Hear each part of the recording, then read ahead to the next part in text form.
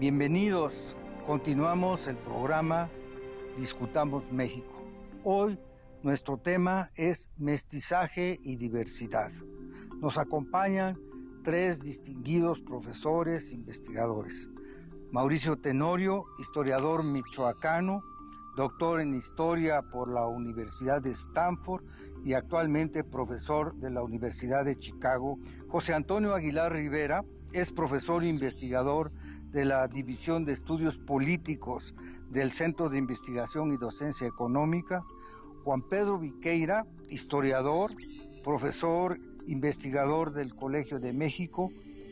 Nuestro tema, mestizaje y diversidad, han sido temas centrales en la construcción de la identidad mexicana, desde la época prehispánica, que ahora sabemos que se manifiesta en una pluralidad de etnias y de lenguas, pasando por el virreinato, el siglo XIX y el más cercano y conflictivo siglo XX. La idea de que México es una sociedad diversa, multicultural, se ha contrapuesto a la concepción de un México entendido como un todo homogéneo. La disparidad y el choque entre estas dos concepciones ha dado lugar a una prolongadísima polémica que se mantiene viva en nuestros días. Mauricio Tenorio, ¿qué papel han jugado las minorías culturales en la formación de la identidad nacional? Las minorías culturales en el mestizaje mexicano han tenido un papel difícil porque generalmente se entendió por mestizaje siempre indio con blanco.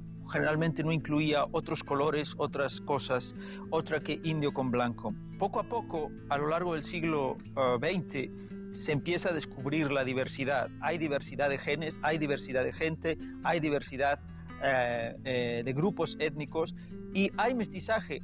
Hay relaciones sexuales entre distintas razas. Eso es lo que queremos decir. Los dos son eso, una metáfora biológica, una metáfora sexual, un hecho innegable, y también los dos, creo yo, son un mito. Es decir, el mestizaje se fue volviendo un mito en la historia mexicana como parte de la identidad mexicana, pero es tan mítico como la idea de diversidad. ¿Por qué? Porque pensar que México sigue siendo tan diverso después de tantos siglos de mestizaje, después de una sociedad de consumo, después de una sociedad completa donde hay 12 millones de mexicanos en los Estados Unidos, es cierto, es diverso, sí, pero también es un mito la diversidad, tanto como la idea de que el mestizaje nos evitó todos los problemas de raza, nos evitó toda la diversidad y todos somos homogéneos. Ambos son un hecho y un mito. José Antonio, que como ustedes saben se formó en la ciencia política, piensa que la teoría del mestizaje racial es profundamente antiliberal. ¿En qué se basa esta argumentación, José Antonio? Se basa en que tenemos una serie de textos fundacionales, en primer lugar las constituciones políticas que ha tenido este país, en donde la categoría de ciudadano no tiene ningún referente étnico, racial, y que los mexicanos eran aquellas personas que habían nacido en este país, que vivían en México o que se habían naturalizado, y que todas estas personas compartían una serie de derechos y obligaciones como ciudadanos. Estaba el problema, que no solo tenía México, sino tenían muchos otros países, de cómo darle esta teoría universal, abstracta de la ciudadanía, una concreción nacional. Y la respuesta que encontramos los mexicanos desde finales del siglo XIX y el siglo XX fue llenarla de un contenido racial, porque la teoría del mestizaje es una teoría racial. Y decir que los mexicanos eran básicamente el resultado de la fusión de dos matrices culturales y raciales, la española, la hispánica y la indígena. En ese sentido, todas aquellas personas que eran mexicanos, de acuerdo a la Constitución, ciudadanos, que habían nacido en este país o que se habían naturalizado, y que tenían derechos y obligaciones, no necesariamente llenaban esta categoría étnica del mestizo. Y entonces quedaban, aunque estaban dentro de la comunidad política que era México, quedaban fuera de nuestra imaginación de lo que era México, porque no necesariamente eran el resultado de la fusión entre indígenas y españoles. Los indígenas puros ejemplificaban esta paradoja. Los indígenas puros que no habían sido mezclados, entonces no eran mexicanos, y tampoco lo eran para este imaginario racial los inmigrantes que por alguna razón se habían mantenido sin esta mezcla o no habían participado en la mezcla entre españoles e indígenas. Pensemos, por ejemplo, en los judíos, las comunidades judías asentadas en México, pero no solo los judíos, también, por ejemplo, los menonitas que venían de Canadá y de origen alemán, que se asentaron en el norte del país, y muchas otras inmigraciones nacionales. Entonces, esta idea racial es antitética a la idea universal, no cultural, de ciudadanía, y por eso creo que el mito del mestizaje, como bien decía Mauricio Tenorio hace un momento, es uno de los lastres de nuestra historia. Juan Pedro Viqueira, tú has estudiado en diversas regiones el proceso de la formación de la diversidad étnica y de algunos grupos específicos. ¿Cómo se da el mestizaje en el siglo XIX? Desde luego, ya sabemos que no hay uniformidad, ni nacional, ni regional, ni local. Pero ¿cómo ocurre este proceso de mezcla e interacción entre distintos grupos étnicos? Bueno, esa es la gran paradoja, que a pesar, digamos, de la importancia que se le ha dado al tema del mestizaje en México a lo largo del siglo XIX y gran parte del XX, en realidad no tenemos la menor idea de qué es lo que pasó en la realidad, ¿sí? Tenemos algunos datos duros que nos muestran que algo muy importante pasó en el siglo XIX, ¿sí? En el momento de la independencia, más o menos el 60% de la población era clasificada como india, tenía el estatuto jurídico de India y seguramente todos ellos hablaban alguna lengua mesoamericana, ¿sí? Cuando volvemos a tener datos confiables en el primer censo nacional más o menos detallado en el de 1900, resulta que ya solo tenemos un 15% de hablantes de lenguas indígenas. Entonces se nos dice, bueno, esto es justamente el resultado del proceso del mestizaje. Pero el gran problema es que queremos seguir estudiando ese proceso de mestizaje con las categorías del siglo XIX, ¿sí? Categorías del siglo XIX que ya son inaceptables hoy en día, en el siglo XXI, ¿sí? Y que no nos permiten entender realmente cuál fue el proceso. Entonces, seguimos partiendo como si esto fuera el proceso de la fusión de dos razas distintas, cuando ya sabemos por la biología genética, que las razas no existen, ¿sí? Desgraciadamente es algo que no se explica bien todavía en las escuelas en México. No es una cosa de ser políticamente correcto o no, sino de que no tiene sentido desde el punto de vista genético hablar de razas, ¿sí? No solo no se explica bien en las escuelas, sino que hasta hace unos meses nos bombardearon con la gran noticia de que se había descifrado el genoma mexicano, ¿sí? Dando la idea de que los mexicanos conformamos una raza específica.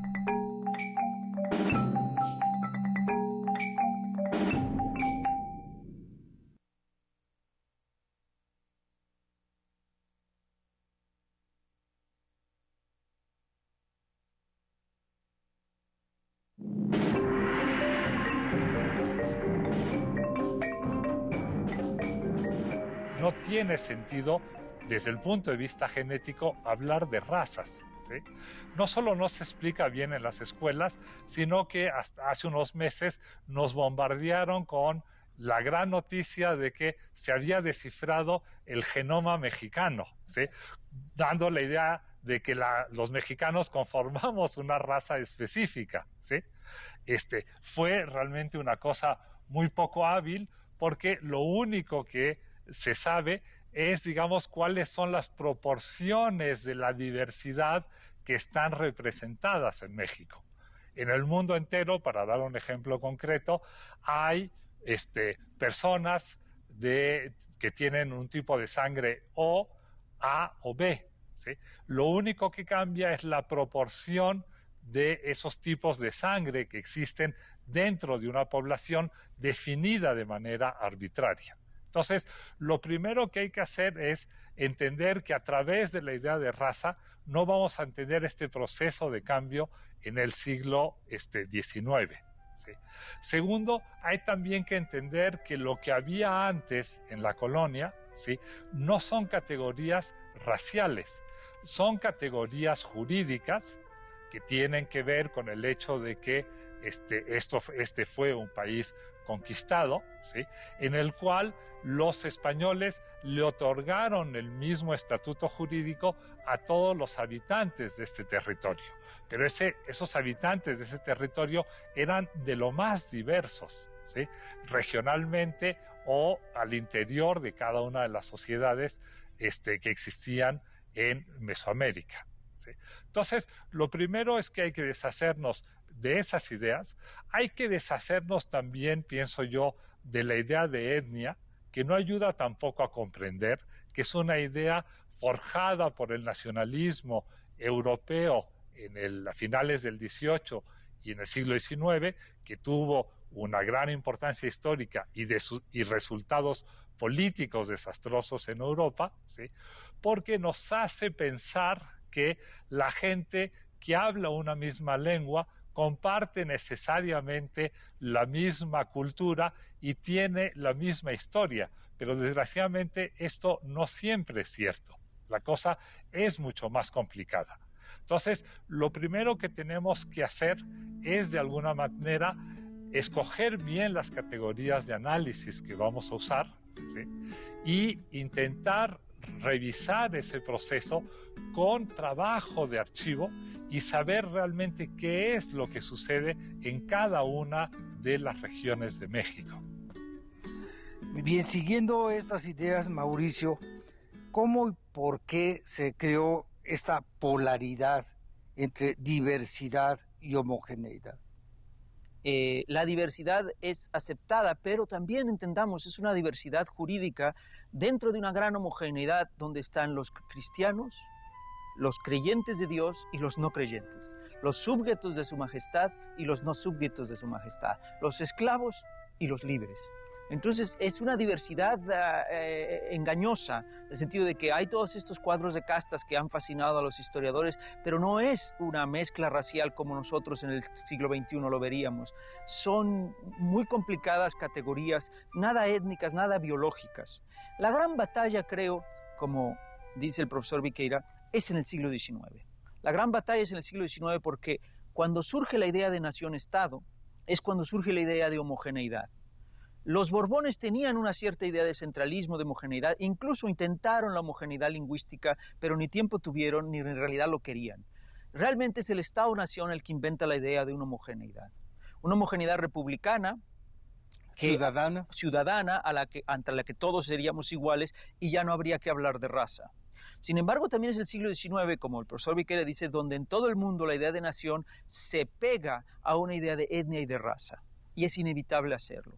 Y yo creo que yo sostengo, aunque sé que no va a ser una cosa popular, que la batalla entre esta visión, cuando en la segunda mitad del siglo XIX los discursos de raza ya no hay otra manera de hablar de nación, otra manera de hablar de pueblo, otra manera de hablar de identidad nacional que no sea racial.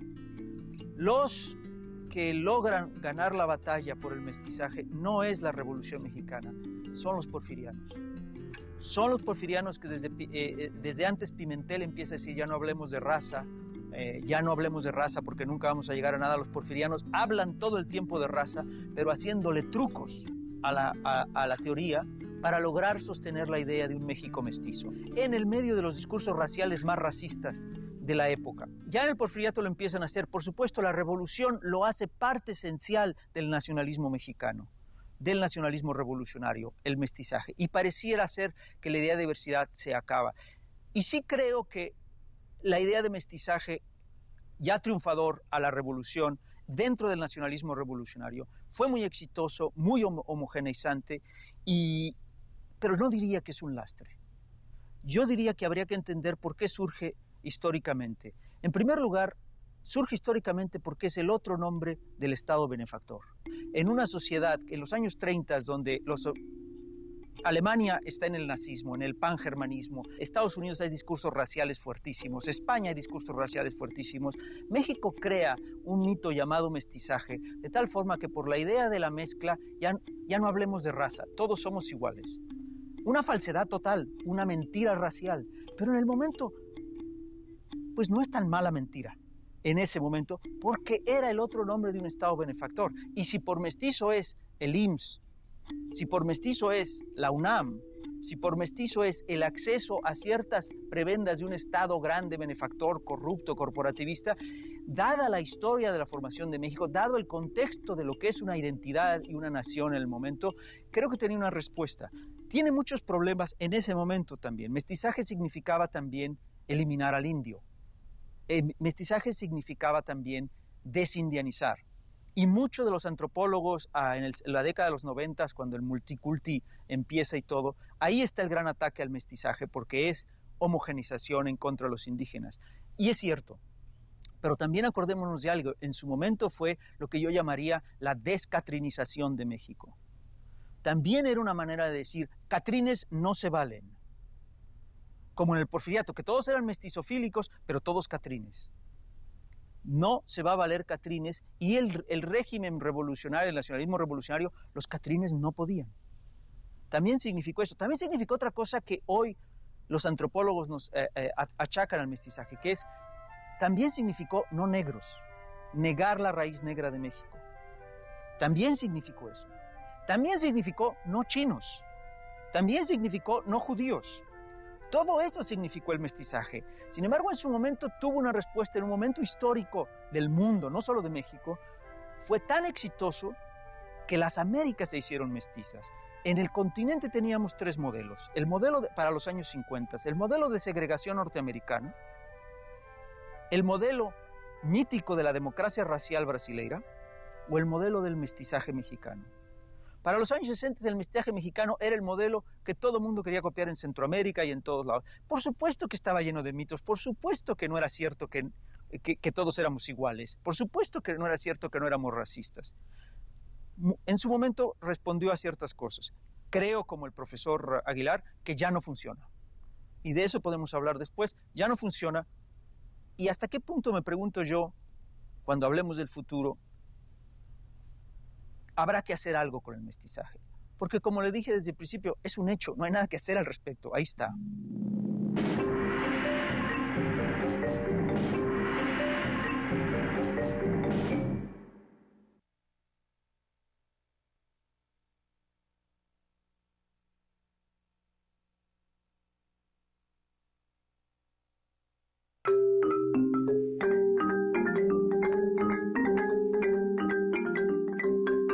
José Antonio Aguilar, hay otras minorías en el mosaico mexicano, como nos ha dicho Mauricio Tenorio, que en distintos momentos de nuestra historia han participado activamente tanto en la formación política como cultural del país.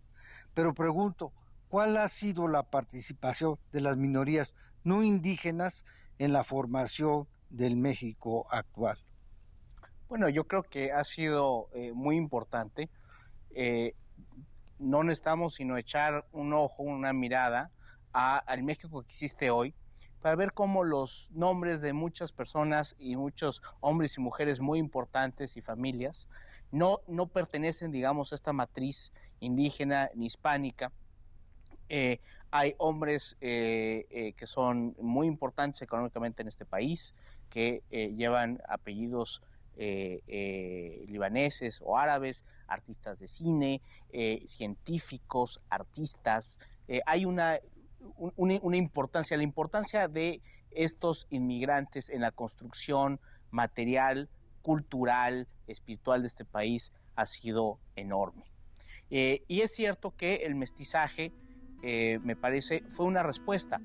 Fue una respuesta probablemente menos mala que las teorías raciales como la nazi y otros tipos de racismos más excluyentes, más xenofóbicos, pero digamos, es cierto, es una respuesta, es el menos malo, tal vez la teoría menos mala racial, pero sigue siendo una teoría racial, y aún en ese momento me parece que fue una respuesta que hizo enormes injusticias a muchísimos mexicanos. Fue también una teoría mañosa, porque es cierto que los mexicanos, según la teoría, ya no había problema racial en México, porque lo solucionó en la teoría, pero en México desde principios, finales del siglo XIX hasta acá, siempre hubo mexicanos que eran más mestizos que otros.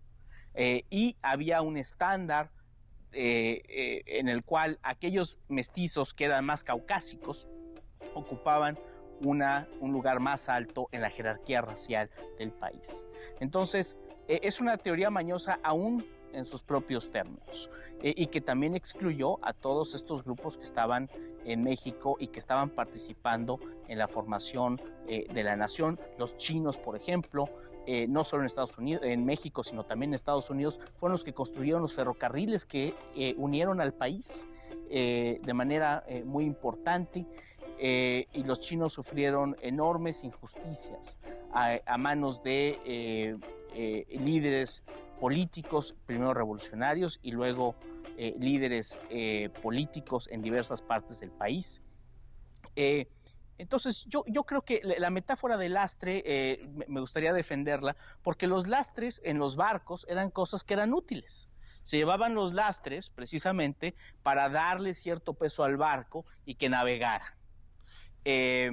Después, si había una tormenta o medio se inundaba, pues entonces lo que se hacía es que se agarraba el lastre y se tiraba para volverle a dar flotación al barco. Entonces, creo que el mestizaje fue eso, fue algo que tuvo su utilidad, sí, a cambio de un costo muy alto que no ha sido reconocido, y que a últimas fechas, ya en este momento de la nación, representa mucho más costo que beneficio.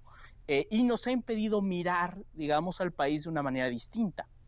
Pensemos, por ejemplo, en que en los asuntos que este imaginario del mestizaje ha oscurecido a nuestros ojos. Y doy un ejemplo muy sencillo que tiene que ver con lo que decía Juan Pedro, que es, por ejemplo, nadie se ha preocupado en ver los mestizajes entre los grupos étnicos mexicanos. Es decir, cuando se habla de mestizaje estamos hablando de españoles, indígenas, pero no, por ejemplo, entre mijes y zapotecos. Aún al día de hoy los antropólogos no están muy interesados en ese tipo de mestizaje, en estudiarlo, y son de las cosas que han sido oscurecidas por este imaginario del mestizaje. Y nos ha hecho que no podamos vernos como un país diverso desde el inicio, porque para nosotros la diversidad ha sido un problema, lo era desde el final del siglo XIX. Es cierto que los porfirianos, en parte porque estaban influidos por las teorías científicas del positivismo, tendían a concebir la diversidad como un problema de la integración nacional, y esa ha sido, digamos, una preocupación de muy larga data, y que es solo hasta ahora que estamos viendo a la pluralidad, a la diversidad, no como un problema, no como algo que nos impide ser nación, sino como algo que fortalece a la nación. Entonces yo creo que el mestizaje fue una falsa puerta de salida. Sí nos llevó a algún lugar, pero creo que nos llevó a un callejón estrecho que acható nuestra imaginación. Juan Pedro Viqueira, si reconocemos, como se ha dicho aquí, la presencia histórica y actual de los grupos étnicos como actores en la formación nacional, ¿por qué, pregunto, su participación toma casi siempre la forma de conflicto o de rebelión o de lucha armada? porque solo queremos ver una parte de la historia. Le hemos dado demasiada importancia a la resistencia y en realidad los historiadores no se han interesado en ver a la otra parte, es decir, regiones que en el momento de la independencia eran regiones indias, donde la inmensa población era clasificada como india, ¿sí? Y que 50, 60, 70 años después de la independencia, todo el mundo los ve como campesinos mestizos. A lo mejor ni siquiera hubo ninguna mezcla de población, ¿sí? Sino que sencillamente eran regiones donde esas identidades que tenían fuerza jurídica, ¿sí? Cuando llega la independencia y se desaparecen las diferencias jurídicas, se decreta que todos somos iguales ante la ley, entonces de pronto no hay una sociedad que quiera mantener esas diferencias, ¿sí? Y muchos de estos descendientes de los indios del periodo colonial van por una razón u otra abandonando poco a poco el uso de sus lenguas mesoamericanas, sobre todo para escapar, digámoslo claramente, de la discriminación que pesaba contra quienes hablaban esas lenguas, ¿sí? Entonces, hay un primer motor que es las ventajas de aprender el español, ¿sí? De prescindir de los intermediarios, que pueden ser, como decía Mauricio Tenorio hace un rato, los caciques del pueblo, pero como eran también los curas doctrineros, ¿sí? Y poder relacionarse libremente con el resto de la sociedad en donde lo que se maneja es el español. Entonces hay una primera apuesta que es aprender el español, ¿sí? Y luego hay una segunda apuesta que se da 1 o 2 generaciones después, que es dejar de hablar la lengua mesoamericana de la región. Es decir, pasar de ser bilingüe a ser solamente monolingüe en español, porque se piensa que de esa manera uno va a librarse de la discriminación que pesa contra los llamados indígenas.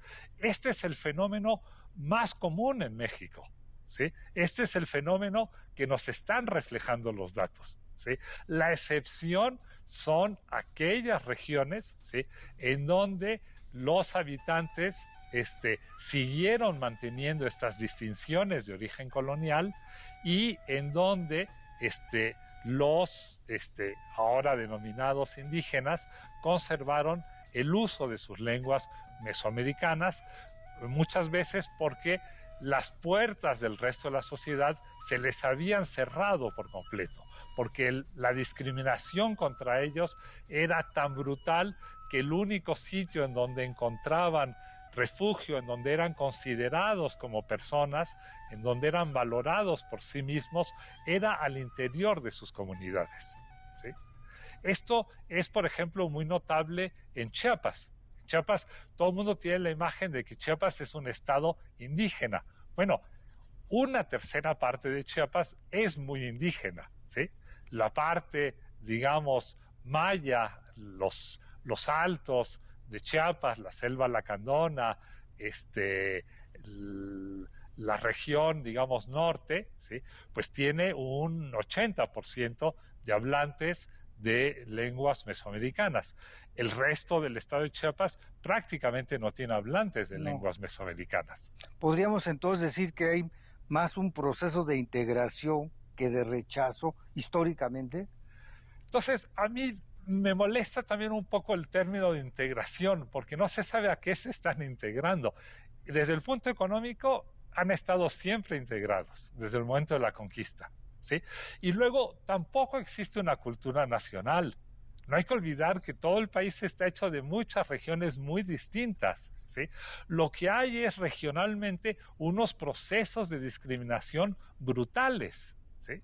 No olvidemos que hace 40 años un indígena, si no era el sirviente de una casa en San Cristóbal, no podía pasar la noche en San Cristóbal.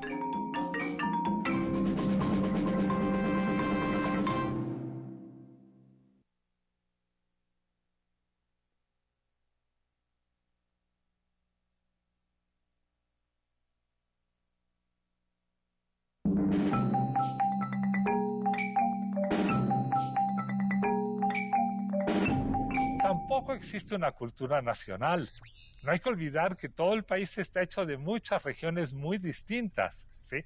Lo que hay es regionalmente unos procesos de discriminación brutales, ¿sí?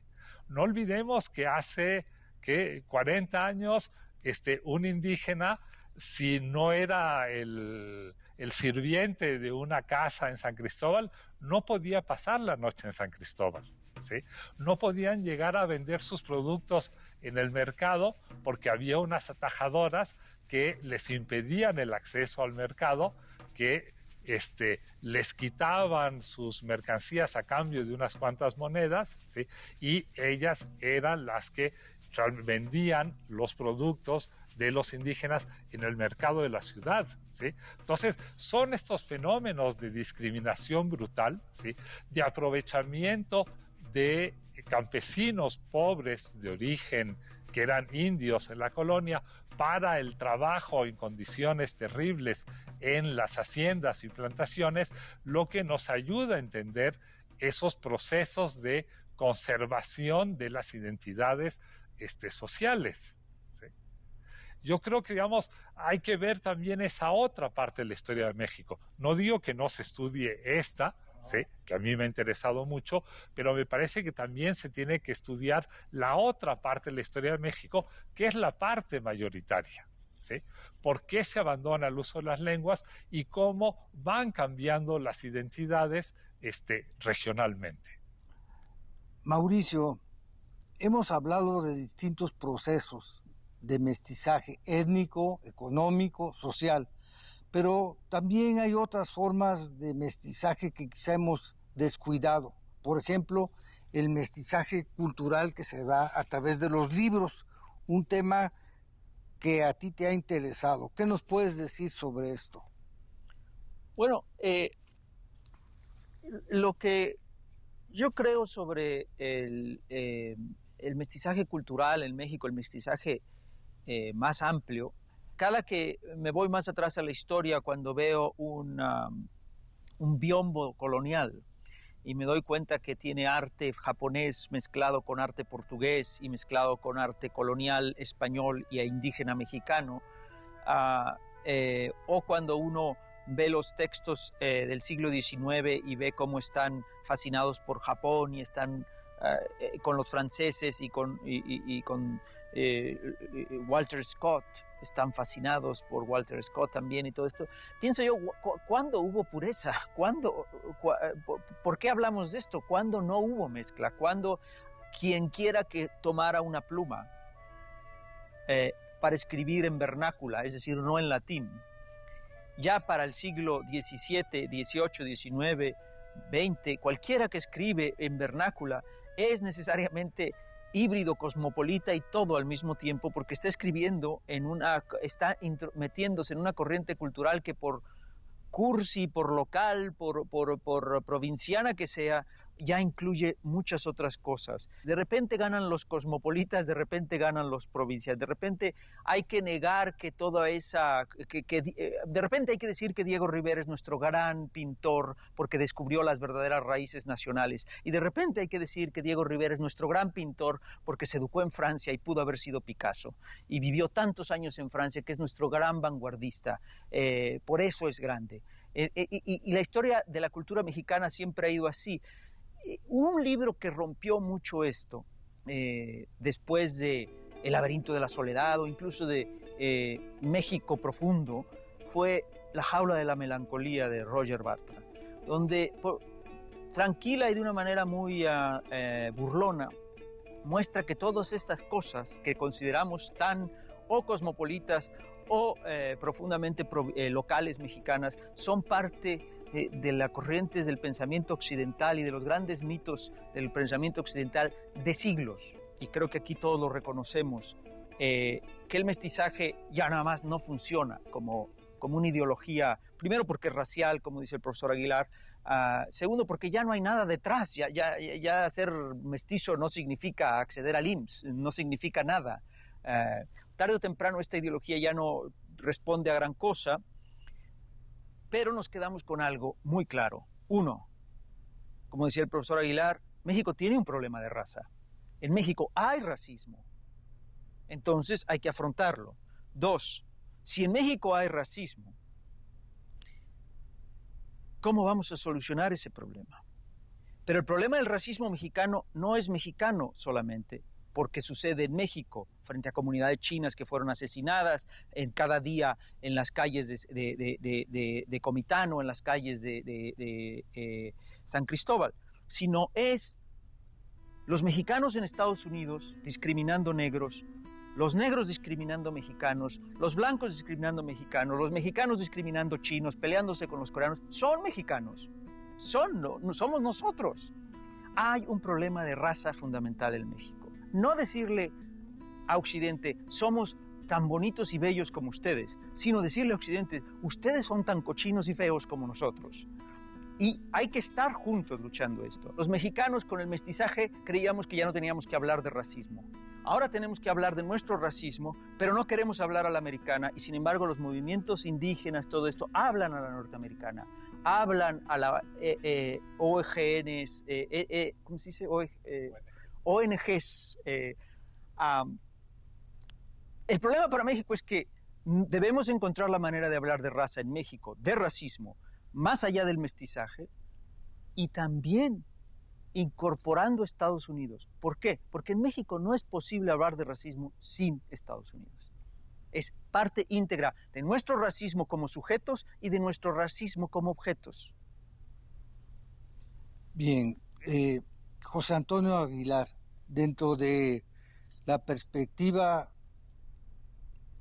crítica que tú has desarrollado, tanto del mestizaje como del nacionalismo a ultranza tradicional, ¿qué papel puede tener hoy el día la teoría del mestizaje para continuar la última reflexión de Mauricio Tenorio? Bueno, creo que todo eso que del mestizaje que es negativo en el aspecto biológico, racial, lo es positivo en el aspecto cultural. Yo estoy totalmente de acuerdo.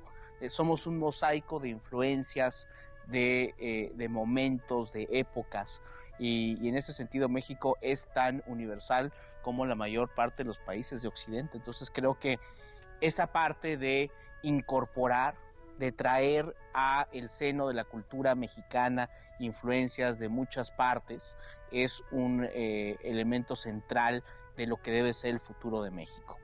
El mestizaje como una teoría racial creo que no tiene ya ningún papel que desempeñar. Ahora, esto es parte del momento polémico, contencioso que vivimos, porque creo que estamos en un momento similar a, curiosamente, el Bicentenario. Es decir, el momento de preguntarnos quiénes somos, qué nos hace mexicanos, qué nos une, por qué somos una nación, que son las grandes preguntas que vuelven, retornan, no solo en nuestra historia, sino en la de los países en general. Y creo que básicamente hay dos caminos.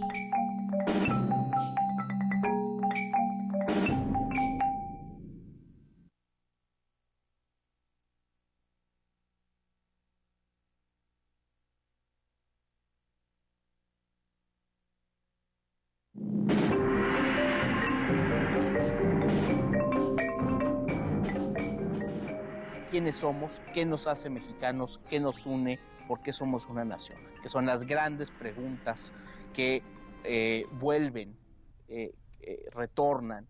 Y creo que básicamente hay dos caminos. Una es encontrar qué cosas nos unen a los mexicanos más allá de la raza o la etnia, abandonar ese lenguaje y volver a pensar en experiencias compartidas, las experiencias que tienen que ver con la larga lucha de este país por tratar de lograr la justicia social, por ejemplo, la libertad política, una mejor condición de vida para todos, la tolerancia. El otro camino es el camino de la raza, pero ya sin el atenuante del mestizaje, que es pensar que México es una colección de comunidades étnicas, raciales diferentes y que ese es el mosaico que compone a la nación. Creo que ante esta crisis estos dos caminos tienen partidarios muy claros, aquellos del multiculturalismo que piensan que ahora es muy importante la raza, es muy importante la etnia y que ya no hay que pensar en fusiones, sino en reconocer estos grupos, estas comunidades humanas separadas, y que esas comunidades encontrarán cierta coherencia en su convivencia. Y a mí me parece que este es un camino básicamente equivocado, y que por donde deberíamos de transitar es por esta otra senda mucho más amplia, y tratar de recuperar aquellos elementos básicamente políticos, universales, que estaban ahí desde el comienzo de nuestra historia como Estado-nación. Aquellos aspectos que tal vez se pensaron insuficientes a principios del siglo XIX, pero que hoy otra vez nos dan una oportunidad de reimaginarnos de una manera distinta. Juan Pedro, en la perspectiva de esta discusión, ¿cómo podemos o debemos pensar la participación de las minorías o este conjunto diferenciado en el proyecto futuro? Sí, digamos, el gran problema del mestizaje hoy en día, de la teoría del mestizaje, es que nos ha conducido a una situación de un dualismo totalmente artificial. Es decir, por un lado están los mestizos y por el otro lado hay una minoría indígena que constituye un problema, se dice, ¿sí? Y que hay que ver qué es lo que hacemos, ¿sí? Entonces, se está postulando que tanto los mestizos como los indígenas constituyen grupos que son homogéneos a su interior. Y eso es totalmente falso, ¿sí? Pero pesa tanto esta idea de que en el fondo tenemos que ser homogéneos, ¿sí? Que incluso los que critican, ¿sí?, la homogeneidad, creen en el fondo en la homogeneidad, solamente que a un nivel o una escala más baja. Entonces, o creen que todos los indígenas son iguales, ¿sí?, o cuando hacen un esfuerzo dicen, no, ya no hay que hablar de indígenas, sino de distintas etnias, y piensan que tal etnia es homogénea, que porque hablan la misma lengua, ¿sí?, un grupo de personas van a compartir una serie de valores y de tradiciones, lo cual también es falso. Es decir, lo que no alcanzamos a ver los mexicanos es la diversidad al interior de la diversidad, ¿sí? No queremos ver que cuando hablamos, por ejemplo, si agarramos un municipio de Chiapas muy particular, que es el municipio de Cancuc, es casi el municipio donde hay menos hablantes de español, yo creo que de todo México, ¿sí? Pues resulta que a pesar de eso no hay ninguna homogeneidad. La tercera parte de ellos son católicos, la tercera parte de ellos son evangélicos y la tercera parte de ellos son tradicionalistas, quiere decir que no reconocen a ninguna religión, ¿sí?, y tienen sus propios rituales basados en una tradición que se forjó en el siglo XIX. ¿Sí? Además, la mitad de ellos votan por el PRI y la otra mitad vota por el PRD, ¿sí? Entonces, es esa diversidad la que no queremos ver, ¿sí? Y no queremos ver tampoco los experimentos que estas personas están produciendo en sus propias comunidades. A mí hay cosas que me fascinan, como el ejemplo de Panteló, ¿sí?, en donde la mitad de los habitantes hablan tzotzil y la otra mitad habla celtal, ¿sí?, y tienen asambleas comunales. Entonces ya hay un acuerdo de que un orador habla en tzotzil y el otro habla en celtal. La diferencia entre las dos lenguas, para que se dé una idea, es como la que existe del español al portugués, ¿sí? Es decir, algo se puede adivinar, pero tampoco se entiende todo, ¿sí? Sí. Ahora, en esas situaciones, muchos de los indígenas, por ejemplo, de Chiapas, son trilingües. Hablan español, hablan tzotzil y hablan celtal, ¿sí? O cosas como lo que sucede en barrios indígenas de San Cristóbal, como La Hormiga, donde llegan indígenas de muchos municipios distintos, hablantes de tzotzil y de celtal, con sus variantes dialectales cada uno de ellos, ¿sí? Y de pronto los lingüistas han observado que se está inventando un nuevo tzotzil, ¿sí?, que mezcla las distintas variantes dialectales del tzotzil, que mezcla cosas del celtal para que todos se puedan entender, ¿sí? Y creo que es algo que es muy importante. En México no se valora el multilingüismo, ¿sí? Parece o que solamente hay que hablar la lengua mesoamericana, ¿sí?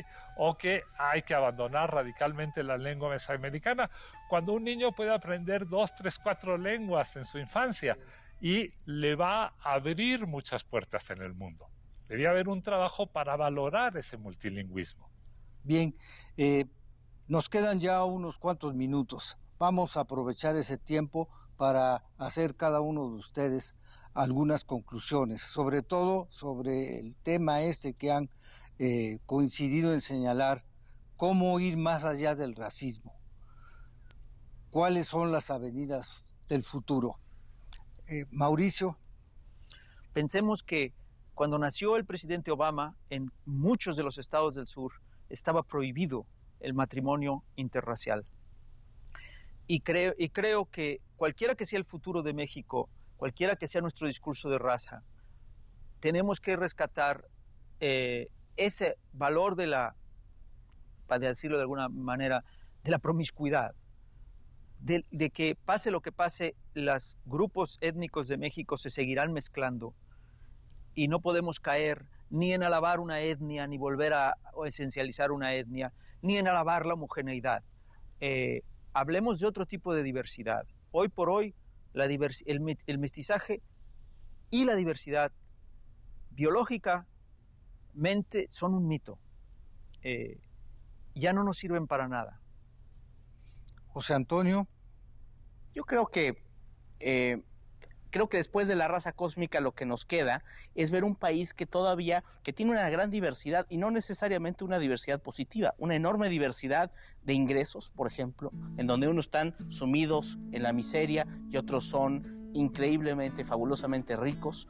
Un país en donde todavía hoy, a pesar de las lenguas, hay cientos de miles de personas que no hablan la lengua mayoritaria. Entonces yo creo que es bueno que hablemos muchas lenguas, pero también es importante que nos podamos comunicar entre nosotros. Y el hecho de que todavía hoy en México haya cientos de miles de personas monolingües, no castellanos, eso nos habla de que hay enormes barreras entre los mexicanos. Y también la distancia material, cultural que hay entre algunos mexicanos que viven en las grandes ciudades, que son contemporáneos del mundo gracias al internet y a los adelantos de la ciencia moderna, de la tecnología, mientras que hay todavía un importantísimo número de mexicanos que no tienen acceso, ya no se diga a internet o a los teléfonos celulares, ni siquiera a carreteras decentes en este país. Esa es la diversidad que es el sustento de un multiculturalismo autoritario que creo que existe. Juan Pedro Viqueira. Sí, México tiene como una triple tarea, creo yo. Uno es combatir la desigualdad, ¿sí? La desigualdad económica, la desigualdad política y social, ¿sí? Y tiene, en cambio, que valorar su diversidad real, no la diversidad encajonada en estas categorías de raza, indígenas, mestizos o de etnias, sino la diversidad que realmente existe y que ha existido a lo largo de toda su historia, ¿sí? Hablamos de una herencia mesoamericana, pero eran grupos muy distintos. Nosotros les vemos algunas cosas semejantes porque lo vemos de lejos, pero en cuanto nos acercamos son grupos muy distintos. Entonces, México tiene que aprender a reconocer y asumir esa diversidad, ¿sí? Que es muy positiva, ¿sí? Y en tercer lugar, tiene que combatir las dos formas de discriminación que me parece que existen en el país. Hay una primera forma que es la discriminación que existe contra los indígenas en las regiones con fuerte presencia indígena, que es una forma de discriminación que arrastramos desde el periodo colonial, ¿sí? Y luego está la discriminación moderna, en el México moderno, que es muy insidiosa, pero según yo todavía más peligrosa, que es, digamos, la imagen del blanco como del güerito como la imagen ideal de la persona. Entonces, la televisión, las revistas le ofrecen un ideal de apariencia, de belleza a los mexicanos que no pueden alcanzar ni remotamente porque no corresponde a su ser diverso, ¿sí? Entonces, esa no puede hacer más que fomentar la frustración de la gente y la amargura de la gente. México tiene que asumirse como es, ¿sí? Un país extremadamente plural y tenemos que dar esa imagen de pluralidad en todos los niveles de la vida nacional. Bien, pues muchas gracias por este proceso de revalorización de los problemas de la diversidad y de la homogeneidad, y por esta apertura hacia el futuro en la que debemos pensar los mexicanos. Muchas gracias por su participación. Gracias. Gracias.